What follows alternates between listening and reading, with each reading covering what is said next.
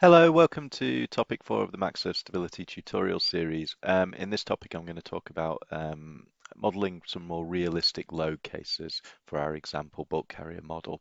So I'm going to talk through the example file that I'm going to provide to students at Newcastle University. If you're watching this on YouTube externally, you can find a similar one in the Maxsurf install. I'm going to show you the main features within it, including the lightship, compartments, tanks and link tanks, and then the cargo and how we model that in the load cases. And then finally, I'm just going to touch briefly on how mass is actually distributed, which is useful for doing longitudinal strength calculations.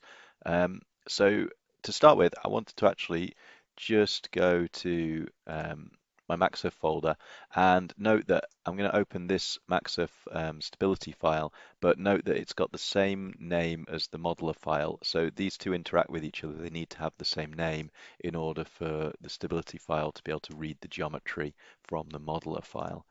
So I'm going to open it up. I'm afraid it's going to take a little moment to open. I'm just going to leave that as the defaults. So if you've downloaded this file, then you need to download both the modeler file and the stability file in order to open this up. So it's opening up now, and you can probably see already there's quite a lot more information in it. And I'm just going to put the vessel itself into perspective view, so I can use those commands there. I normally quite like to set it in the same place. It's quite nice to have it pitched down there and roll down there, and I just pull it around so it's sort of in that one of those classic sort of ship positions. And I'm actually just going to disappear the hull. So I'm going to hide the hull, because what I hope you can see now is that up here in the assembly tree, we've got the sort of the modeler structure that we built, that had been built in modeler, but now we've also got a variety of tanks. And the nice thing is, if you haven't got these switched on, if it looks blank, for example, you might want to come up to the menu and just switch on intact tanks, intact compartments, and I've also got these non-buoyant volumes and negative linked compartments switched on, which I'll just point out very briefly when we look through the actual room definition. But for now, it's my thing that if you want to know where these compartments and tanks are within the model, you can flick through and you can see them, and you can see they're different colors. Tanks are green and compartments are yellow, and we can flick through and see them. And I'm just going to remain on, I think, the engine room, because I'm going to use that when we look at the room definitions. So all of these tanks and compartments are all defined in the room definition. I'm just going to maximize that out.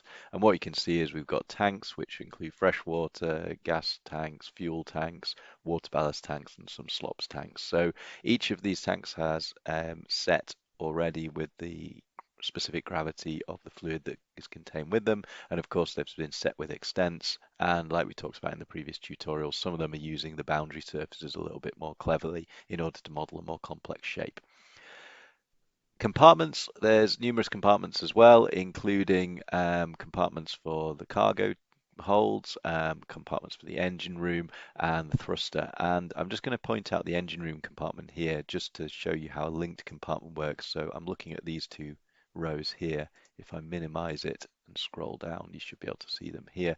And you notice that there's the engine room and then the link compartment. And if you look here on our model now, what we've got here is the engine room and then a link compartment. So this is a single space in terms of the way Maxsurf treats it, for example, for a damage calculation, or for or for if you turn that into a tank, for example, it could be a link tank as well. So that is the way that the engine room is dealt with, and the forepeak has a similar thing. And the final thing I wanted to point out in the room definition, and it's worth taking a look if you're really interested in this, is that actually you can also subtract volumes, and that's been done with the thruster room. So if you look at the thruster room, I'm just going to use the model tree again to highlight it. You've got quite a complex shape, including the bulb. Well, actually, it doesn't include the front of the bulb, but it includes the main part of the bulb.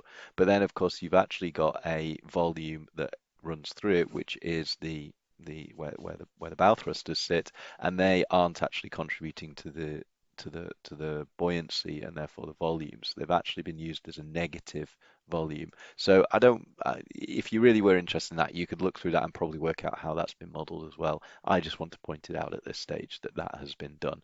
So it's quite a nice model, this, because it's got a nice sort of a bit of detail in terms of the room definition, and this is quite suitable for carrying out more complete stability calculations on a vessel like this. Obviously, you're still missing quite detailed features about room definitions, about sizing and spacing. There's obviously structure is more complicated than it's modeled here, but a lot of that is dealt with through, for example, the permeability. So that's the way we often do things in stability calculations, is we try not to get too detailed in terms of the room definitions, and we cope with that detail through through permeability and through assumptions in the calculations itself.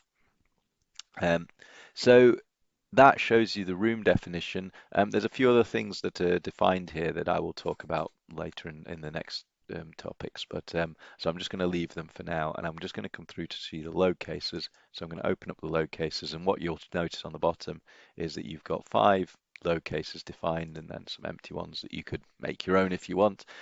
Just to start off, there's a light ship here.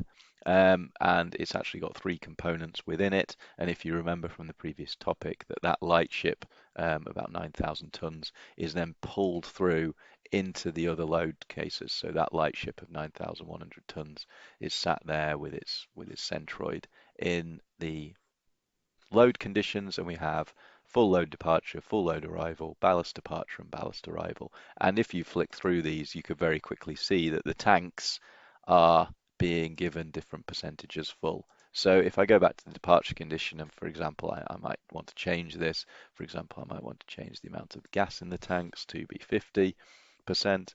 I can just simply type this in here. I believe I'm just going to show you that you can also type in the mass, and and I think there's a way of doing that. I thought you could do that. There you go. You can. If you go into the total mass, you can also type in the amount of mass, and it works out the percentage. So you can work both ways round in terms of filling the tank full or defining how much mass is within a tank. Note that some of the tanks are empty and some of the tanks are completely full. And in this departure condition, if you look over to the right, the free surface moment calcs, because they're either empty or full, are all 0. But if I go down and maybe I do the same with my gas tank again and make it 50% full, you see that a number appears in that free surface moment calculation. And actually, there's several methods in order to calculate the free surface moment. Again, I'm just going to point them out for now, and we might touch on them later in terms of some of the detail for what they're actually doing. Put those back to where they were, but they'll look at the arrival condition, and obviously you do have tanks that are not pressed full, so we have a free surface moment in the arrival condition, and we have obviously a lot less mass. So the ships would sit higher in the water, and then we've got the same ballast departure and ballast arrival. So it's well worth looking through those. I'm going back to the departure case again. We've looked now at the tanks, but also looking at the way that we're modeling cargo and other masses within the structure. Now, you're going to argue with me because up here I have the engine and the cranes, and really they should be in the light ship. So I've in this example model, I've actually modeled them in each of the conditions, but I know technically they should be within the lightship definition. Maybe I'll copy those across for your example file. But anyway, they're here, and we model those separately. So these aren't linked to any tanks or compartments within the model. You're literally just typing in the masses, typing in their centroids, and that models them within the load case. And the same with the cargo. So you can see that for the only difference between our departure in full load and ballast is actually we've zeroed the cargo, and that means that obviously it's an empty ship. So you might have all sorts of different load conditions that you're actually modeling here. Oh, I must have done something right for somebody. Okay, and that's all I really wanted to show, is that you've got this load case. You can relate your tanks to your image, and of course, now we've got them, we might as well run a large angle stability calculation. So I'll press play on large angle stability, and you can see a GZ curve being built and the vessel slowly being calculated. There we go. And I'm going to switch Microsoft Teams off because I forgot to switch it off. There we go. And Yeah, you can see, so you can see things being calculated. And of course, the other thing is you might again want to just check the criteria. So I don't think these are switched on, but I'll just do it again. I know we did this in another tutorial, but I'm just going to switch on my Marpol intact stability criteria and recalculate that. And then we can come along and we can check our criteria, and we can check that we pass the intact stability criteria for that GZ curve, which is pretty good, and it shows it on the graph. Um, so that I'm going to talk more about stability in a few more topics, but that's all I wanted to cover in this video. But I did want to do one more thing, which is a little bit to the side. So this is not to do with stability, but it's to do with calculating the longitudinal strength, because so you may or may not have covered this in your lectures yet. If you haven't, then it's just of general interest to you. If you have, I want to make you that link between marine structures, stability, and this model that you've got here. Because if you want to know about the strength of this ship, then something you need to know is about the mass distribution. And of course, here we've got load cases which start to tease out the mass distribution. But of course, it's not directly evident here. But what I want you to notice is that Maxsurf, for whatever reason, if you change the analysis mode you're in, it also changes the information it displays to you in these tables. So I'm going to go down and tick on longitudinal strength. And I'm going to notice that immediately my table actually changes, and rather than free surface moment, I now have an aft limit and a forward limit column. And this defines the mass distribution of these items. The tanks are automatically given distributions because they're already modeled in the room definition. So it's not stated here, but they have a distribution through the length of the tank.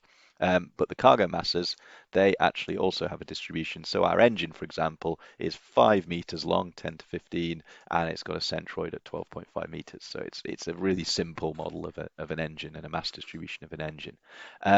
If you looked at the lightship, for example, I'm going to use the lightship as my first example actually, because that's why I set it up. You've got a really, really simple distribution where 0 to 30, and I'll leave you to interpret these numbers and why I've set them. But what I want you to do is, to interpret them, is maybe just leave it on lightship and then run the longitudinal strength calculator.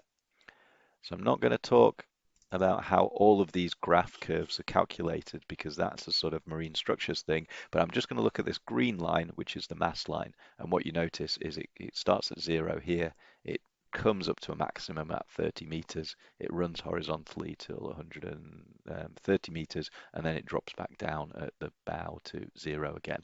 And I want to point that out because you might recognize that if you're looking at basic ship design and the way that we define mass distribution of the steel mass, that's actually kind of thing that you'd see actually in a classification society rule and how you model the distribution of a light ship through the hull in terms of 3 segments. You have an aft segment, a middle body, and a forward segment. And I've just done that very simply just to demonstrate that. And from that mass distribution and from that buoyancy distribution under the water of the hull, you can actually use that to calculate the shear force and the bending moment on your vessel. And you can do that for the lightship, which is quite simple. And of course, we could flick over and do it for the departure condition, which will be much more complex. And you get a much more complex shear force and bending moment diagram, and obviously the load distribution. Something that annoys me in Maxsurf, sometimes it can't calculate the mass distribution quite correctly and it gives these spikes in the graph. They're just spurious. Don't ignore them. They don't make any difference, I think, to the final calculation. So I'm going to leave it there, but I'm going to come back in the next couple of topics and talk a little bit more clearly, a little bit more about free surface moment and a little bit more about the way that masses are defined within the stability calculation and some of the other features of this file and what they're doing. Okay, I hope that's helpful. Thank you very much.